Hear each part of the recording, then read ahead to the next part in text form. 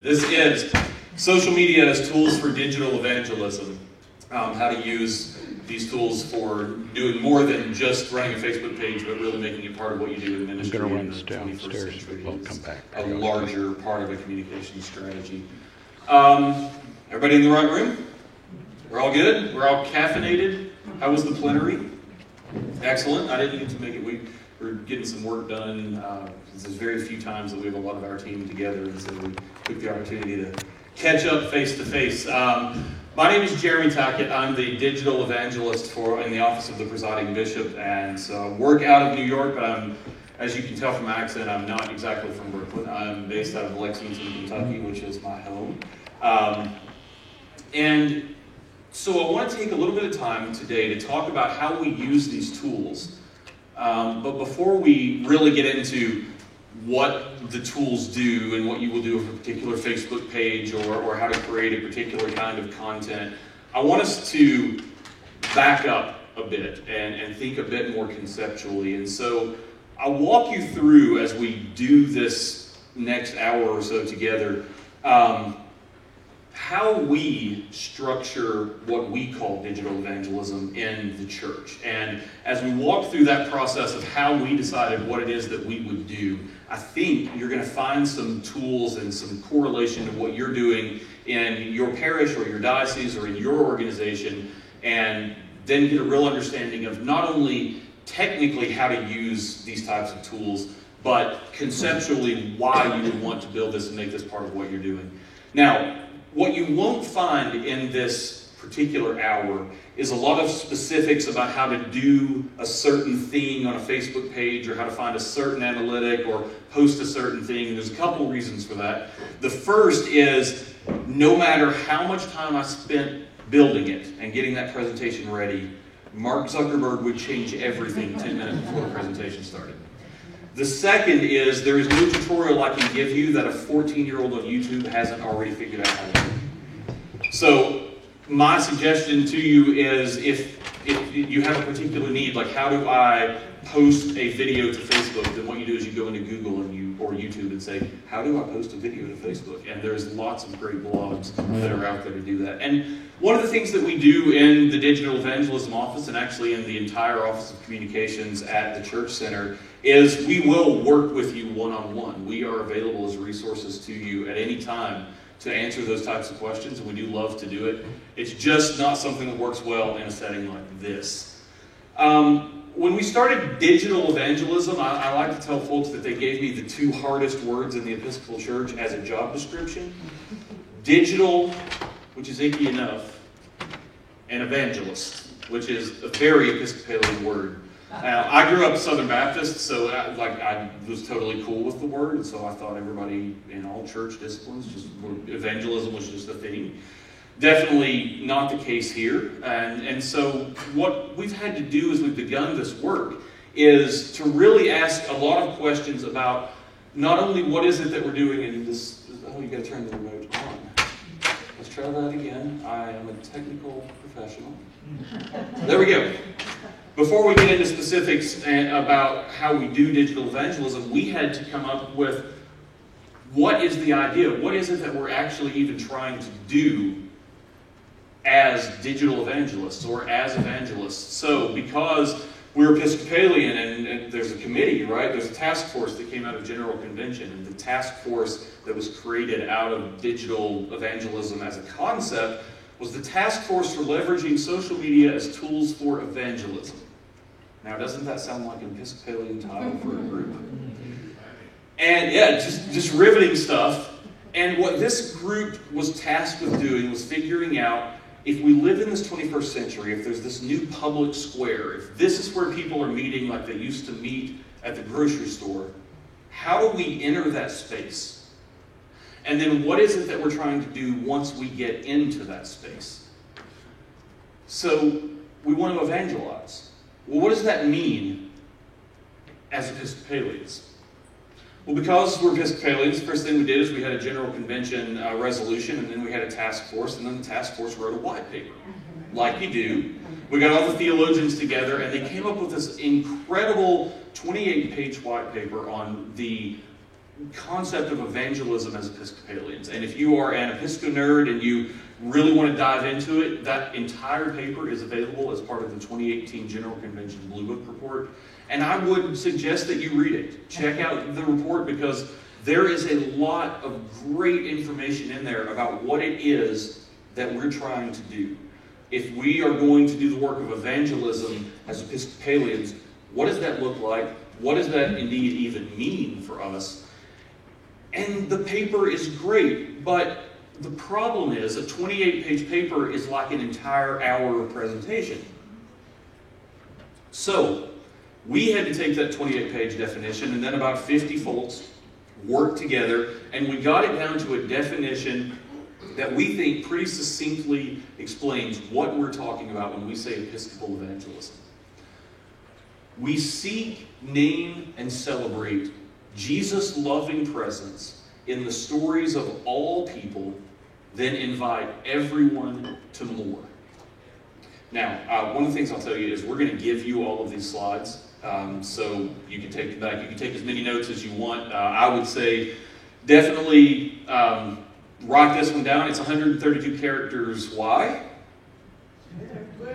Twitter. We worked for a year getting this under 140 characters, and we released it, and they doubled the character limit on Twitter. As if just to prove my point.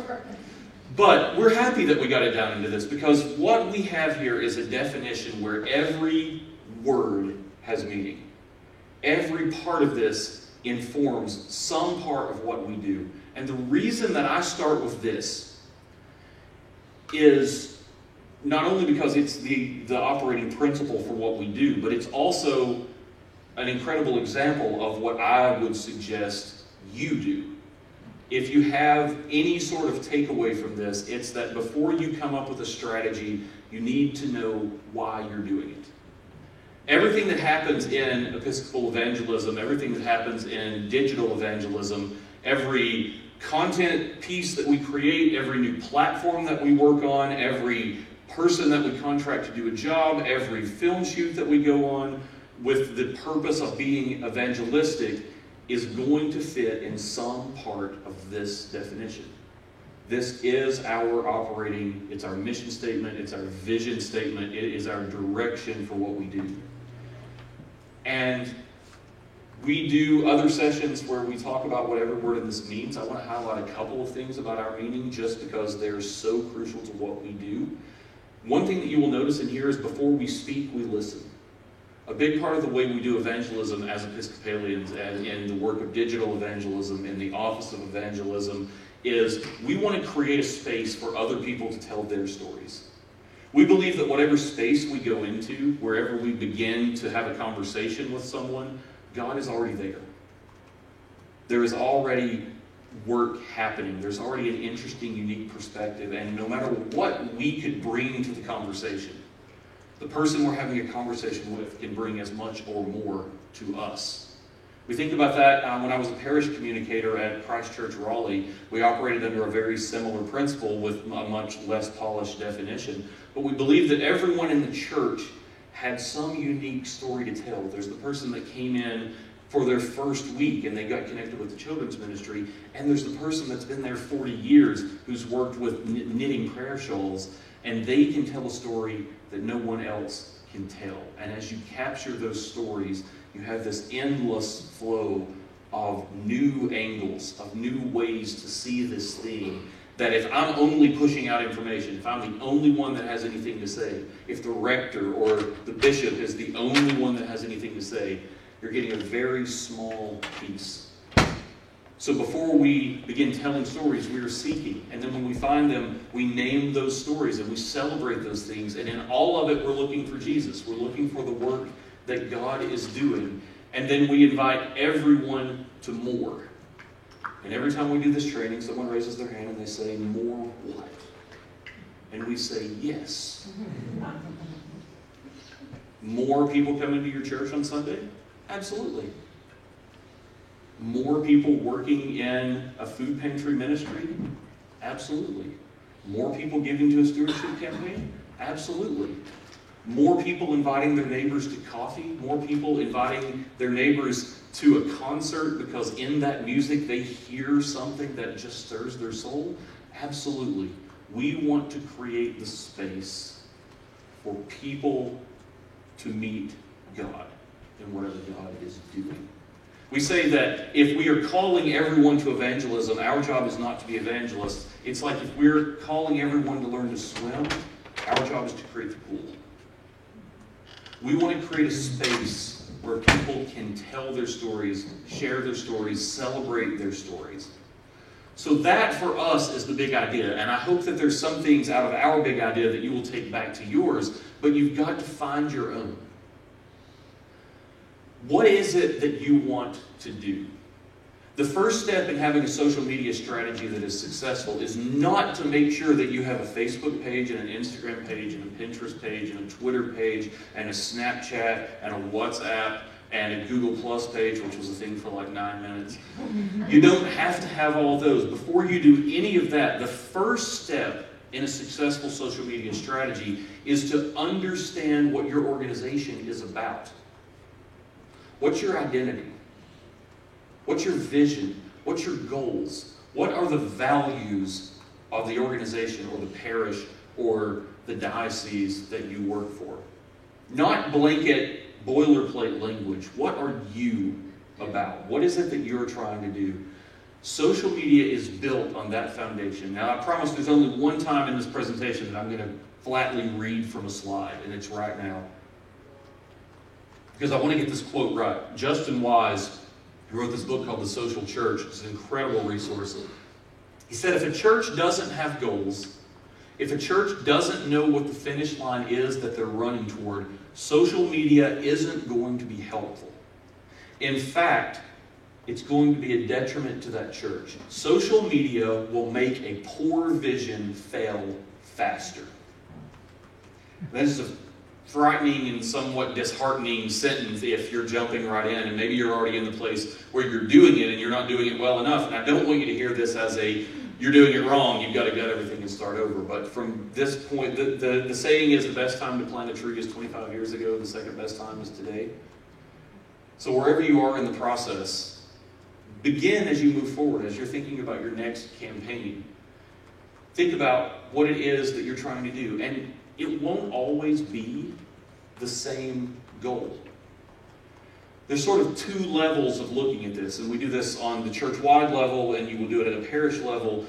You have the overarching goals of what it is that you're trying to do. Maybe you have three big things. You want to get more people in the church, you want to be more known in the community, and you want to promote the social justice cause that your organization is about. Those are all great goals, and there's things that you should operate out of. But you will also have micro goals. What do you want to do for this particular set of posts? Not everything. You're not going to change the world with one set of posts. But you may be running a campaign where you want to tell the stories of different people in the church. That may be your goal. And the more specifically you can set these up, the more that you can spend time on this slide and this part of the work, the better all the other steps are going to be, because you can create a plan out of these. What we're going to do for the rest of the time together after this is we're going to think about, out of this place, how you use specific tools. So we are going to talk about Facebook, and we're going to talk about Twitter, and we're going to talk about Instagram. And we'll walk through some different things that you can do with each of those. Some things that each platform is good for, some things that each platform really isn't good for. But as you think of those examples and those specific things you can do, rather than thinking, okay, we have a Facebook page, so we should post 4 times a week to make sure the page has stuff on it. Or we should do so many tweets. What I want you to begin to think about is, okay, we have a Facebook page. What is the story we can tell in that medium? We have an Instagram account. What can we do that connects people to our mission and our vision on that channel? And that means you won't do everything. You won't do all of the things you can possibly do. You may not have all the channels, and that is okay. One of the questions we always get is, do we need to have all of them? No. Maybe. But certainly not yes just because. If you have all of them, you have all of them because you have a purpose for them. You know that you have an audience, or you have an audience that you want to build. So I wonder if are there any questions, any thoughts about this, anything that I could maybe just let us kick around as an idea for a minute, and then we'll transition into some specifics.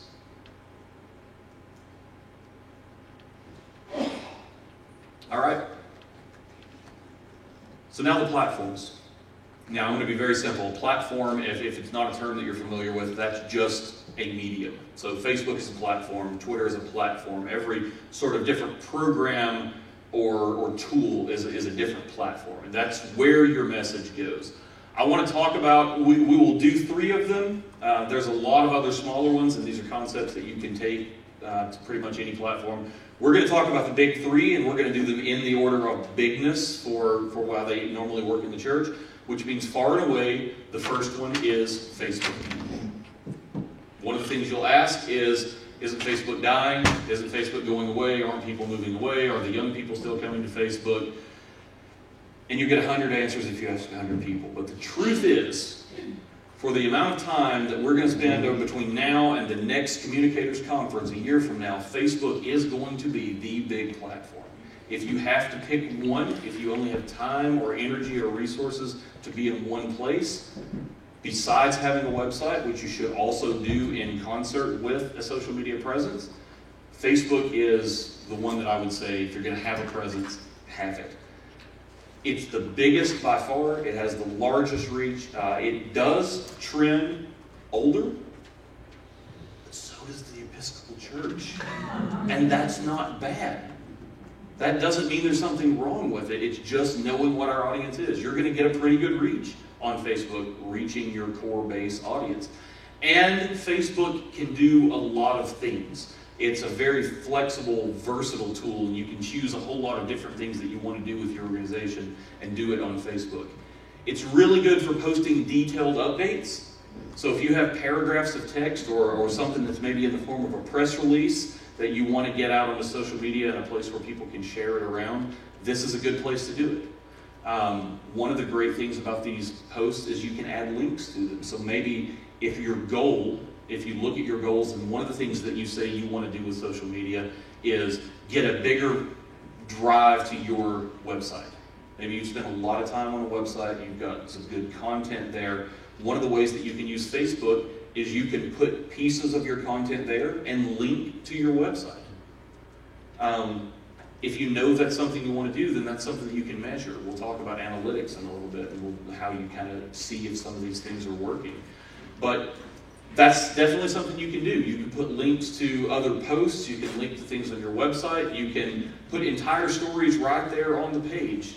There's how many of you have heard of Humans of New York? Quite a few of you. It's this project that was started in New York. Now it's done a lot of other places where they just take somebody's picture and they put their whole story. It doesn't go anywhere else. The whole thing lives right in one post, and folks share those around. And maybe that's one of your goals. Maybe you want to tell little snippet stories about folks in your organization. You can put those right into Facebook, put a picture with them, put the whole story, and invite folks to share those around, to tag those, to really make it social. Another thing that you can do is you can do video and photo galleries. So if you have an event, you've got one of the big ones that we always talk about is pet blessings. It's a fantastic way to get pictures. We have them come from all over the world when we have St. Francis Day, and people just want to come see pictures of puppies and kittens. Sometimes they bless snakes. I don't think that counts, but I'm not a priest. But if you really want to give folks a look at what happens in your church, you want them to see what you're about, photo and video galleries are a fantastic way to do that. There's absolutely a place for who you are on an about page on your website. But I've worked many, many times with churches, and Barry Mayer, who is our web services manager, who's back here in the back hanging out, if you haven't met him, you want to do that. He has seen every parish website that's in the Episcopal Church. It's probably what he does, and almost, or I'm in a 12-step program to get over that. right. He's getting past that. He's seen every version of. But the point of that is, if you look at all those, one of the things that I would say a lot of churches struggle with is how do you describe yourself in a real way? And I'll use the church that I worked at as an example. The language that you put out is, everyone is welcome here. You're all welcome just as you are.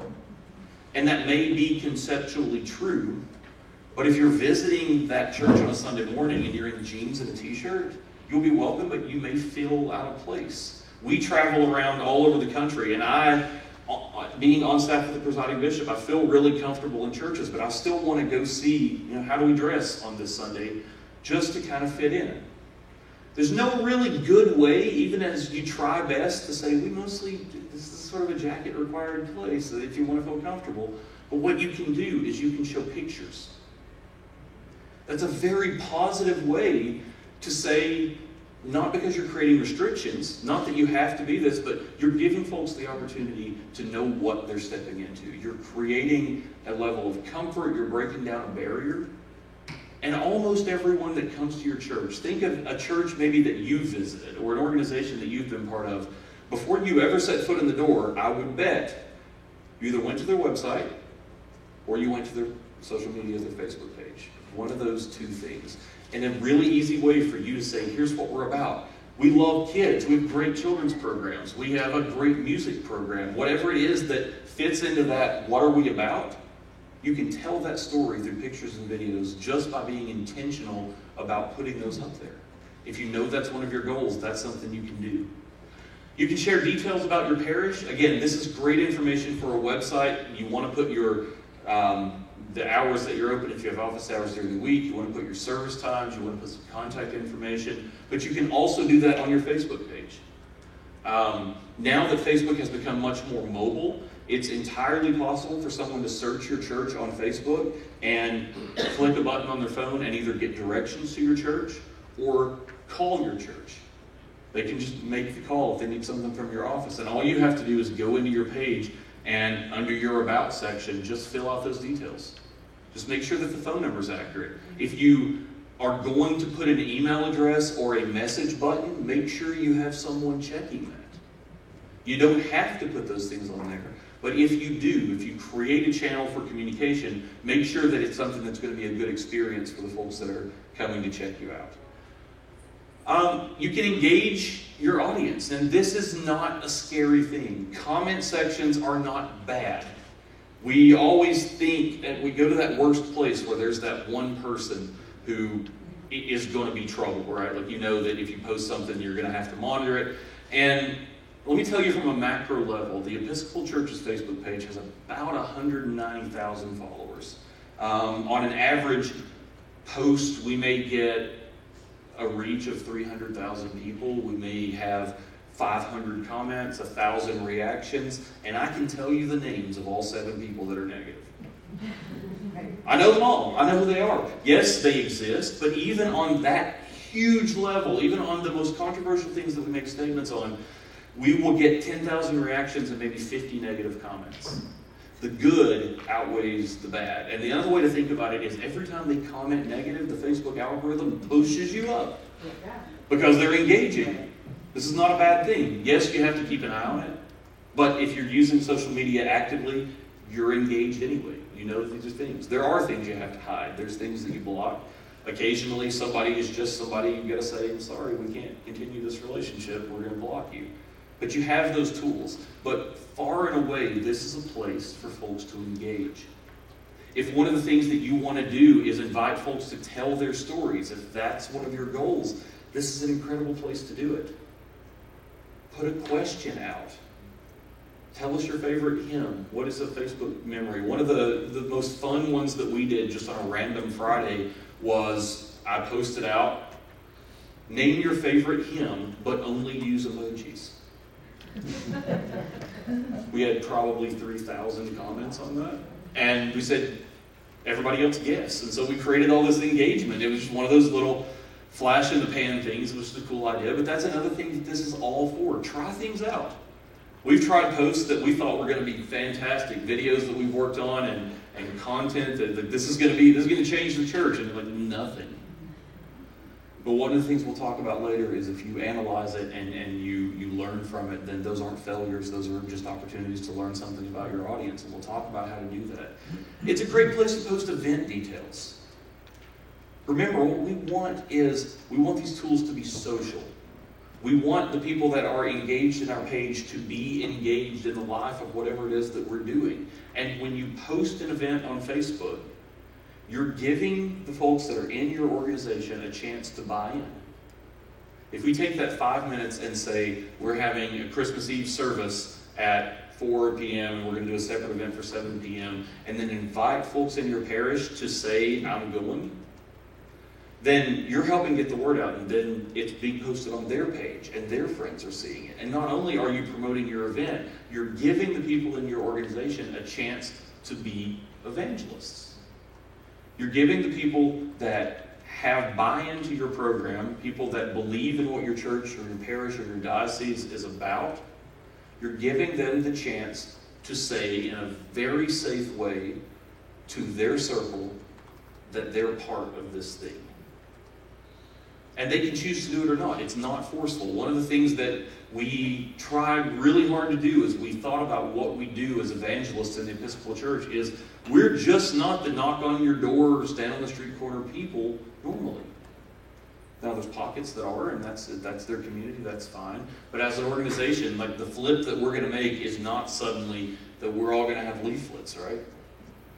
And we don't want that. But we can create opportunities for folks to see and name and celebrate.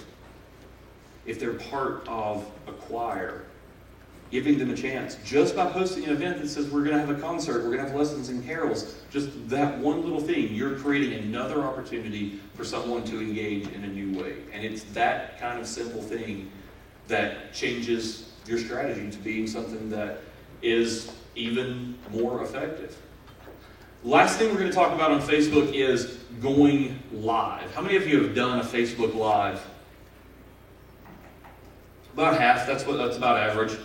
You can do them a couple different ways. You can go really super high tech with video switchers and lots of cameras and all kinds of things, or you can just pick up your phone in the mobile app and you can do a Facebook Live. One of the things that we have seen work really well in parishes is after the string of hurricanes that happened over the last fall in both Texas and in Florida, we had congregations that couldn't meet because they were in areas that were flooded. And so either a rector or an associate or someone on their staff just started doing, we have one that does a pop-up prayer every day where people just get on to Facebook Live and they connect together and they share a prayer time.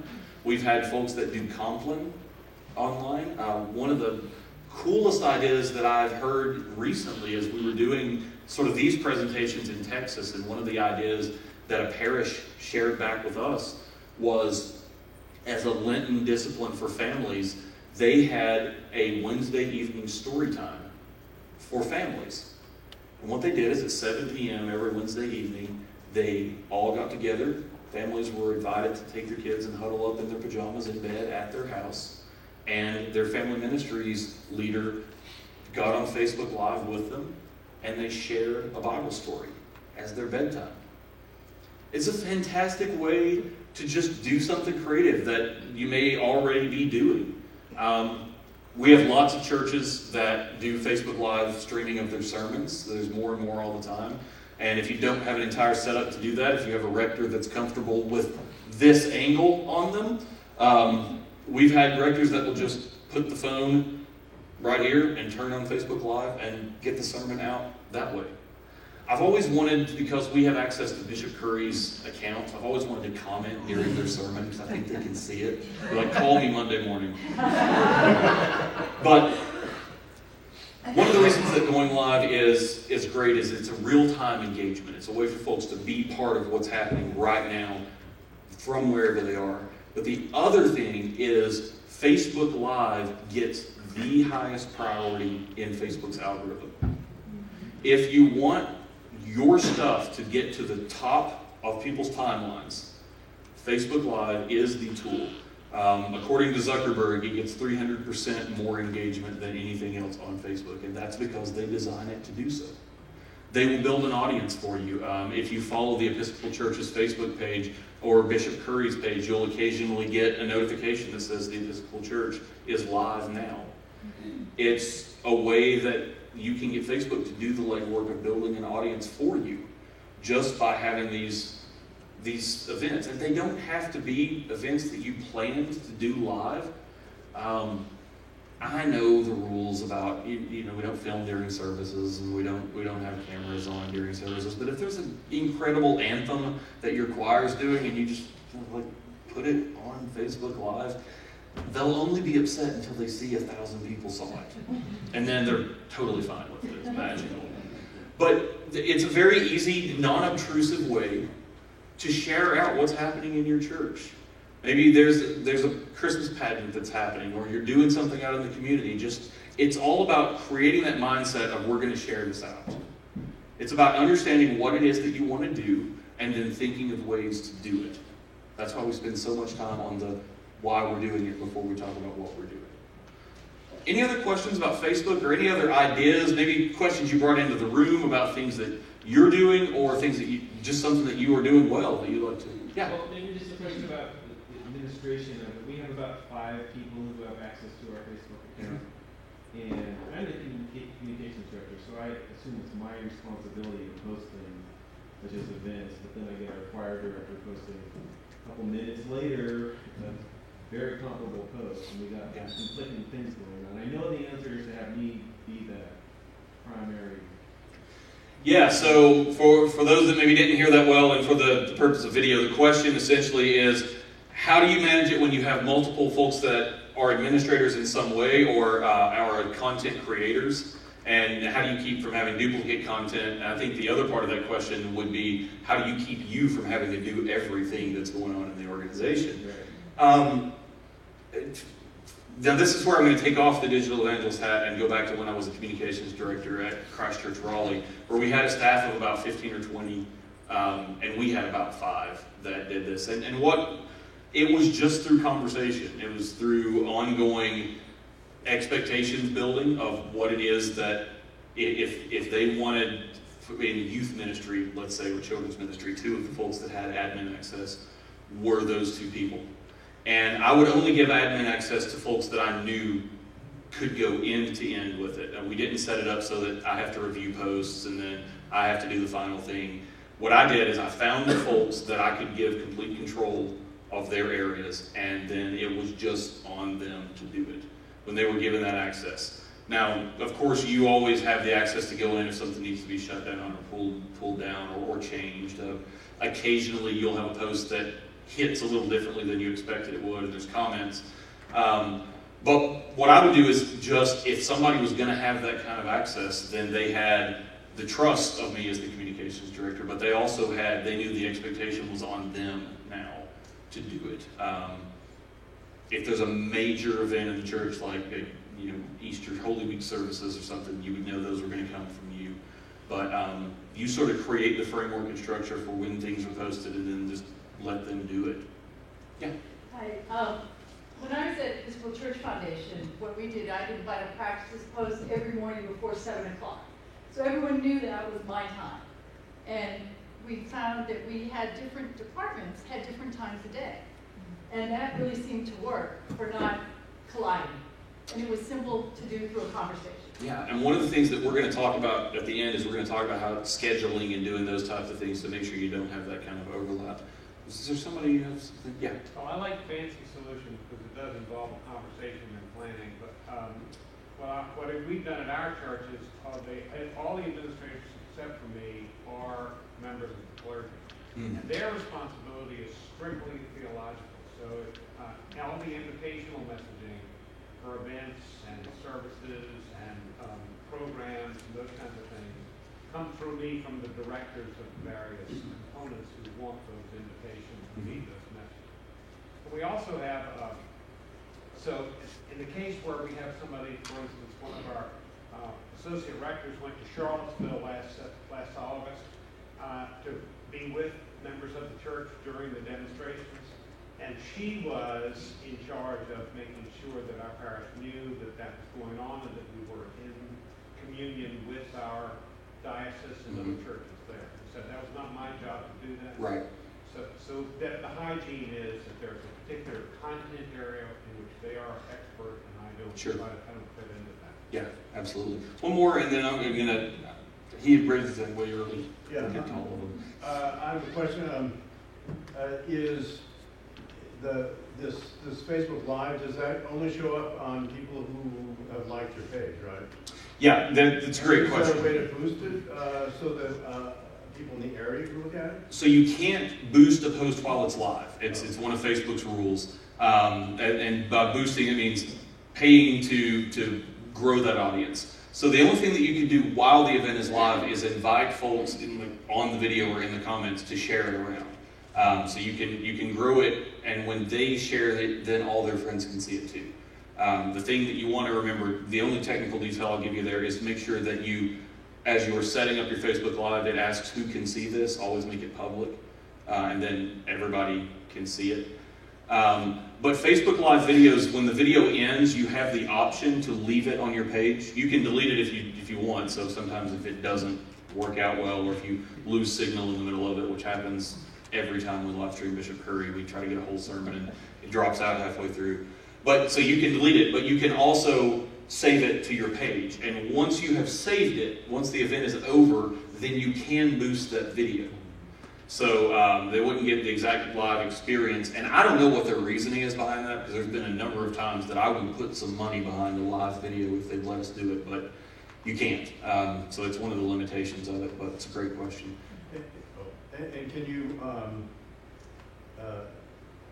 can you boost to? Are you going to talk about boosting? Not much. No, I won't get into a lot of advertising in this one. But I can answer a specific Well, I was question. going to. I'm in Europe, and we have very selected markets in different places. And can you boost to a particular Yes. market Yep. for different events? Yeah, so part of it, as you set up and you go through the process, it'll let you target, it'll say worldwide, or you can pick a particular area. Yeah. Well, my question is about scheduling. Are you going to talk about that later? Yes. Yep. We will definitely talk about scheduling. The last thing I'm going to leave you with is a couple of free tools that you can take in and that'll help you do all this stuff more effectively. We've got about half an hour left. I want to talk through the other two, make sure we don't miss these. The next one is Instagram. Instagram is much more specific, but your mileage may vary on how used it is. When I came into Christ Church Raleigh, it was the most bizarre setup. They did everything on Instagram. They had almost no Facebook presence in a church of 3,000. But everybody wanted their announcements on Instagram. And I had no idea what that even meant. We have a children's event. We need to put a post on Instagram. What? So, but take all of this and use it in the context of what your organization is. What I say is when you're picking which platform to use, look at what your congregation is using and start there. Wherever they already are is the place that you want to start working. But Instagram is great for capturing candid, just immediate looks into your parish. If you want to see what's happening right now. If you have a phone with you, I'm going to invite you now or later to go to Incarnation GC, or you can go to Instagram.com/Incarnation GC. This is Church of the Incarnation in Garden City. It's in New York. They do Instagram as well as anyone I've ever seen for a parish. It's this incredible mix of architecture. I've reached out. I'm hoping that whoever it is that runs that account will do a webinar for us and talk about how they take these pictures. And they're just taking them in a phone, but as you scroll through their stuff, you'll see this really cool mix of little architectural elements, just something that's on the altar or a picture of a stained glass window, mixed in with pictures of people and short videos of things that are happening. I've never been to this church, but if I walked in, I'm pointing there because I see it on the screen, but I think I would recognize it. I think I would recognize different parts of it just from following. They're very intentional about the posts. They're all incredibly beautiful, which if you look at the posts that I do on Instagram, that's not always the case. There's some that have some text and some short videos and messages like, Holy Week and Easter at the cathedral. They put some Bible verses in there occasionally, but for the most part, there's a video of an organist practicing there. So it's just a great way. Think of it very much, and the way that Instagram was started was this was the digital Polaroid, just the snap. From an hour ago. Yeah. What was this one? That was. Diana, somebody's here. She's here? She's here. Is she in the room right now? No. Right. But yeah, we're gonna track her down. She's gonna do a lunch session. She doesn't know yet. But like we said with photo galleries and video galleries, if you want to give folks a sense of what's happening in your organization just on a day-to-day basis, week to week, month to month, are you? Yeah, Chris Vieira is the director there, and she actually is leading a Photos for Social Media session tomorrow. Obviously, I missed a board meeting. Workshop 2. Yeah. Workshop 2? Workshop 2, so this afternoon. Okay. Go learn how to do this. Don't come to my session this afternoon. We'll video it. But there's folks that are doing great stuff here. You can do short video messages up to 60 seconds. And this is great if you want to have a quick message from your rector, an invitation. It's also another great platform to get folks' stories. If you're having a particular event that's out in the community, or the example I always go back to at Christ Church is there's this group of ladies in the church that met every Tuesday in the library for 30 years now to knit prayer shawls.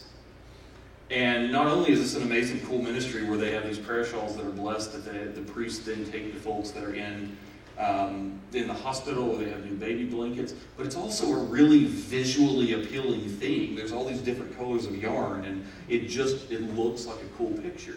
So as I began to think more in terms of looking at what I saw every day as something you want to share, which is how you get things like this. You just start looking with an eye for, this is something, it doesn't show everything, but it's interesting. Maybe if you walk in your church and there's a certain time of day that the light through the window hits the altar a certain way, and just it's taking that mindset of, this is a cool moment for me, to this is a cool moment that I can share out. Instagram is a great place to do that. You can do a gallery now of up to 10 photos, and when Instagram first started, every photo had to be its own post, so what you would get was somebody really excited about their dinner, and you get like 14 pictures of their plate of whatever. Now they can put all of those into one gallery, and you can flip left and right. And what we have found in doing analysis of Instagram posts is folks are much more likely to flip through 10 pictures left and right than up and down. I don't know what it is, it's a way that folks are wired, it's the way that they engage. So you can take a series of pictures about an event, something that's happening at your church. One of the other things that we did as an idea from Christ Church Raleigh is we did a day at Christ Church. And I started at the 8 a.m. service, went all the way through the Celtic service in the evening, and just took a couple snapshots of what happened. And you could flip through and you could see all the different things that happened in this amazing, vibrant parish over the course of a single day. Just another way that you can use this. You can put announcements up that don't need additional information. One of the downfalls, or maybe it's for a good reason intentional, links that you post on Instagram aren't active links. So if you post a link to your website in the comments, there's no way to click on that. So almost no one will do it. You can put a link in your bio page and tell them to go to your bio. It's just a bunch of extra steps. The easiest thing to do is if you have a message that needs to link to something else, put it on a different medium. It's not great for Instagram. But if you need a place to say in an image, inclement weather, no services on Wednesday night, it's a great place to put that out because folks can see it, you can share it, you can make it visual. Again, this is the way that you show the life of your parish. One of the new features that we haven't really dug into for this presentation is now you can do Instagram stories, just like you can do Facebook stories, and this is just Instagram and Facebook stealing Snapchat's idea. But it's little 10 to 15 second videos that last for 24 hours and then they go away.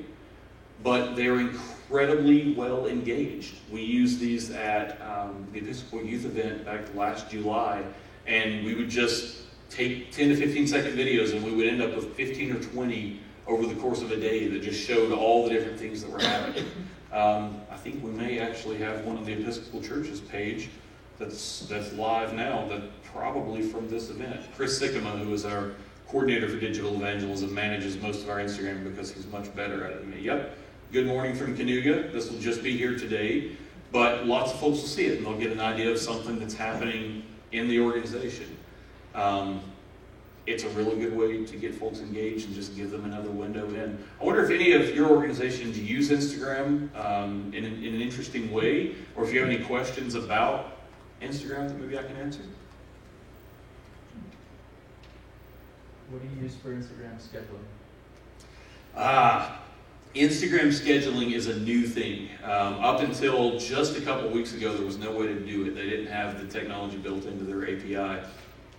They now do have it built in, so you can use a tool like Hootsuite or Buffer, which we'll talk about at the end, and you can do scheduling right from those apps to certain kinds of accounts. You have to have a business account with Instagram, so that you can't schedule your own personal, but if you have your Instagram profile for your church or your organization set up as a business, you can schedule posts there just like you do with the other social networks.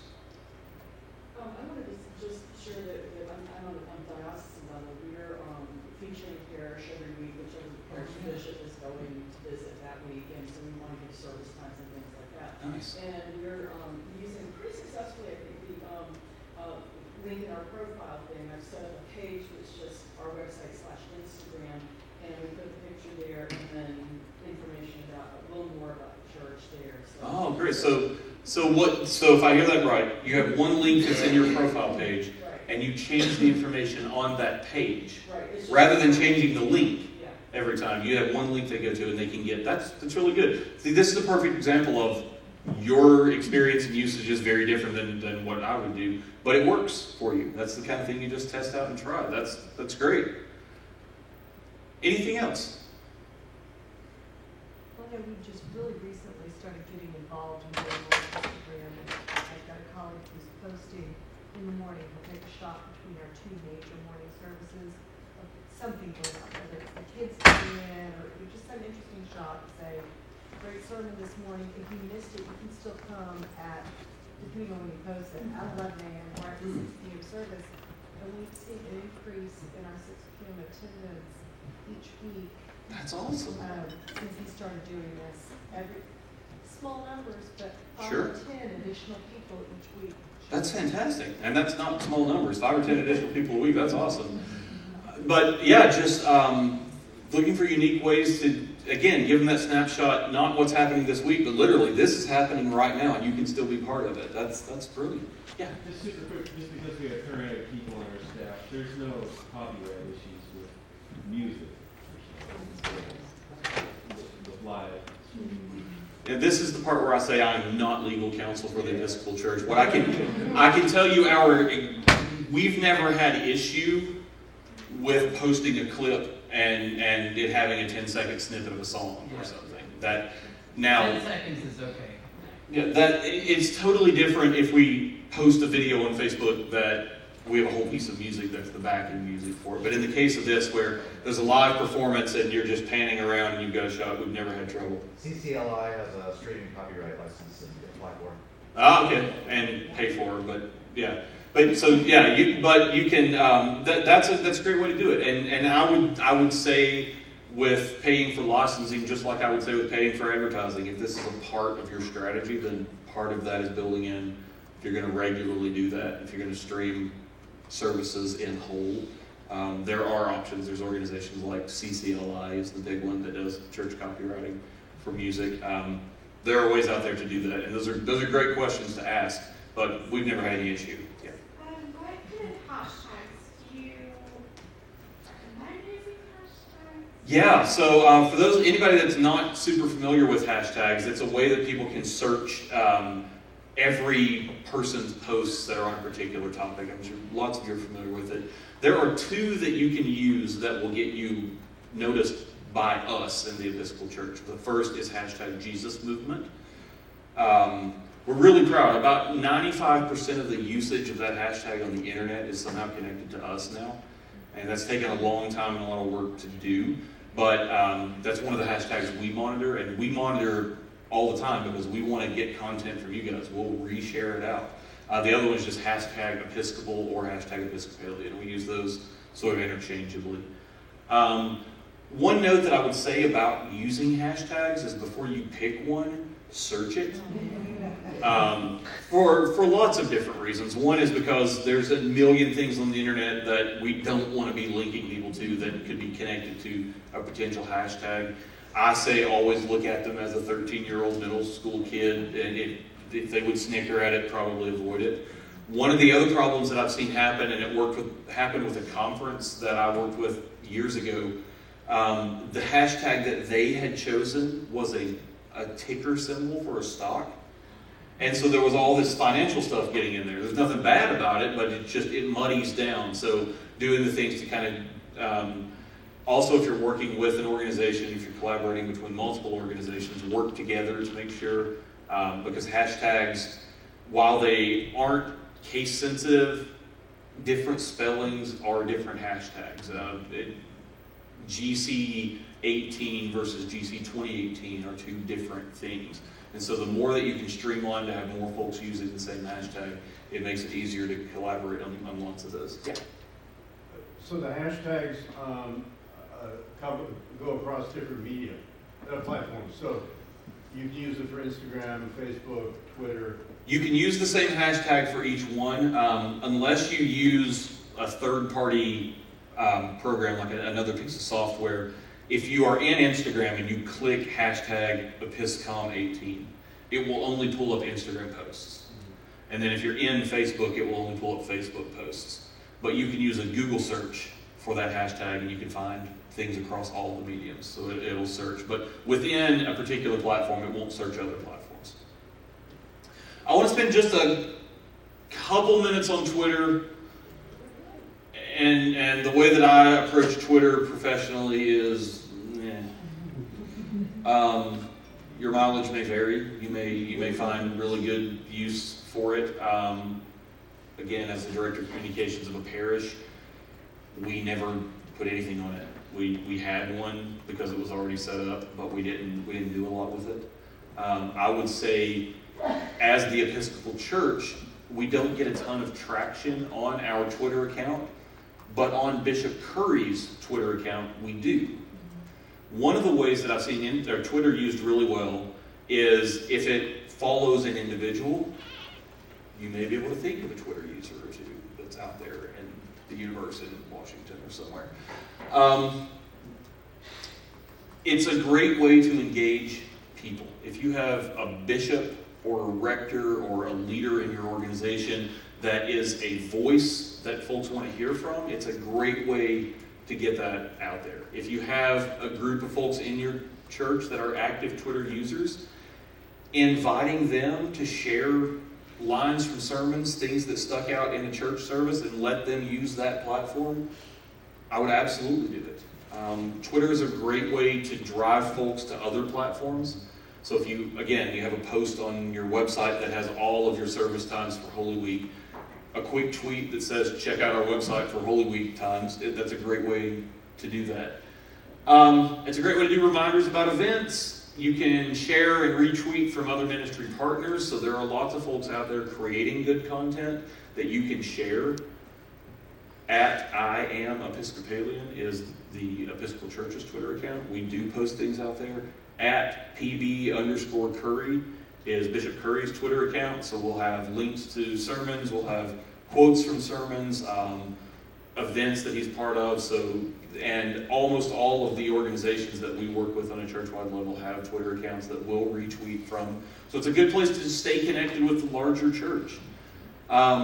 And it's another way that you can engage individuals. You can reply when folks tweet something out. You can follow hashtags. If there's an event that's in your town, if you have something that brings tourists into town, or you have a festival, or if there's a social justice cause that your church is interested in, follow that hashtag and be in that conversation.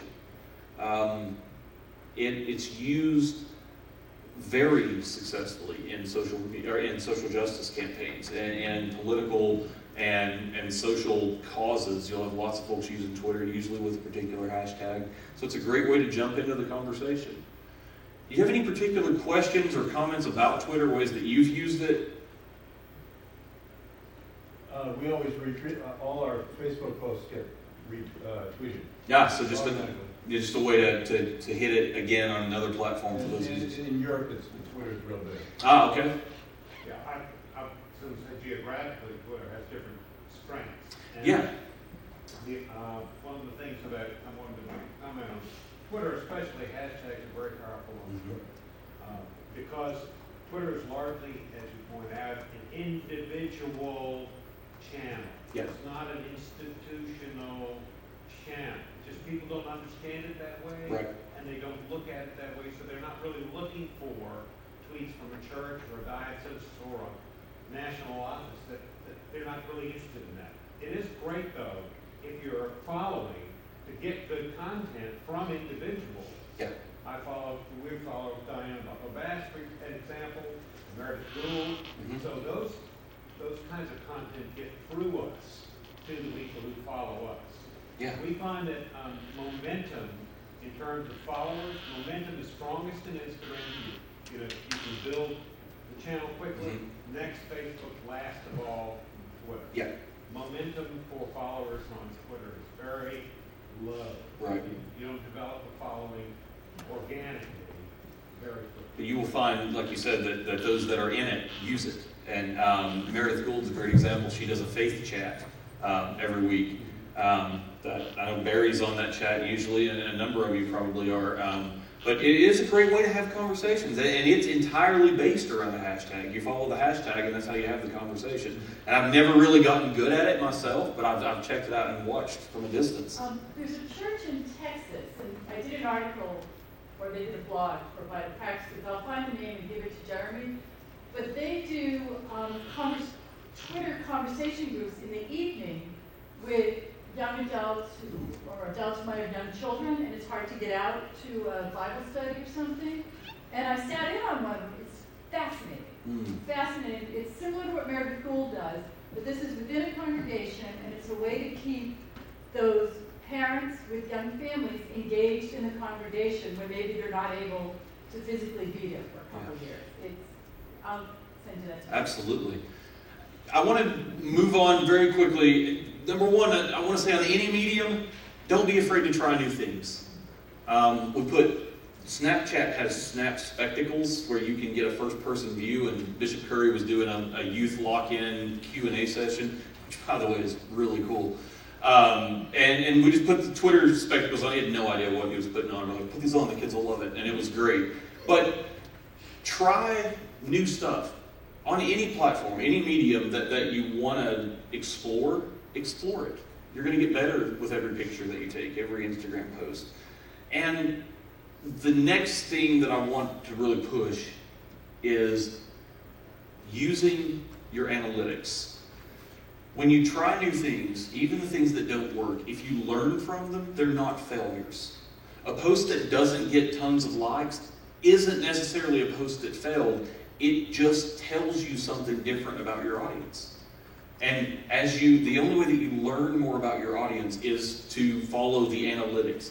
And this is where the power of these platforms come in. We're going to look just very quickly. I'm just going to show you one page. This is what your analytics looks like. If you have a Facebook page and you click the Insights tab, which occasionally moves around but it's always there, you're going to get a page that looks like this. And I'm not going to walk through what each metric is because I encourage you to go explore the back end of your own Facebook page. And as you look through each of these tabs that's on the left, has a whole series of boxes, and each box is a different statistic. And if there's one that you don't know what it means, you can mouse over it. It's got the cool little laser on it. Nice. Right here, there's a little eye. And you can mouse over any eye in any box, and it will explain to you in very plain language what that statistic is measuring. And you'll begin to see trends as you look at this over time. You'll see, as you click through, if you click on posts on the left, that it'll show you what your most popular content is over the course of a week or a month or a year. And what you begin to see is every time you post a picture, it gets 10 times the like that a text post does. That's just an example. That may not be your case. But you are able to look at this data over time and get a picture of what kind of content you need to create. So now you're no longer just guessing with a shotgun kind of approach what might stick, but you can look and your audience is telling you what they want to see more of. It'll tell you how long people are staying on your page. It'll tell you what time of day they're coming to your page. It'll tell you all the stuff that you see in Capitol Hill right now. That's all there. We have access to all that data, and we can use it for good. We can understand that our audience for a particular page is online more in the evenings, so that's when we want to post. One of the things that I love to tell directors of communication for parishes and dioceses especially is when you have that rector or bishop that just believes that rector's letter that you had you work on for a week out of the month is the most important thing to the church and they all want to read it. And you can't, and sometimes you have to do it anyway because they're the boss, right? And they want to do a letter, they're going to do a letter. But you can have a real conversation to say, this is not being engaged. We're spending a lot of time on this, and you're spending a lot of time on it. Let's try to do it as a video. Let's see what happens. And then you look and that engagement is a lot higher, and now you're not dealing with anecdotal data. You have real, actual, this is working and this is not. And there's analytics available for every single platform. This is a tool that is invaluable. This is more important to you than the front end. More important than the ability to put different kinds of pictures and different links of posts. Where you find the power in this as a tool for communication is in the back end. Because you will learn more about your audience than they will ever tell you, more than they know. You can find out exactly what kind of content works, what you should focus your time on, what you should do, and what you should let go because it's not working. Great example is one of the things that comes out of our office is a daily prayer. I'm sure that some of you in this room retweet, repost the daily prayers that come out.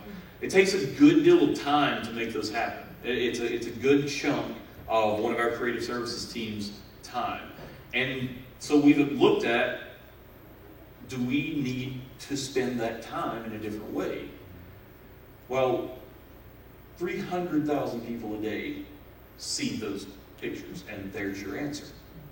Whether we want to do it or not, whether we think it's nice or we should spend our time differently, it is far and away the most reach we have in anything we do. So the audience gives us the answer.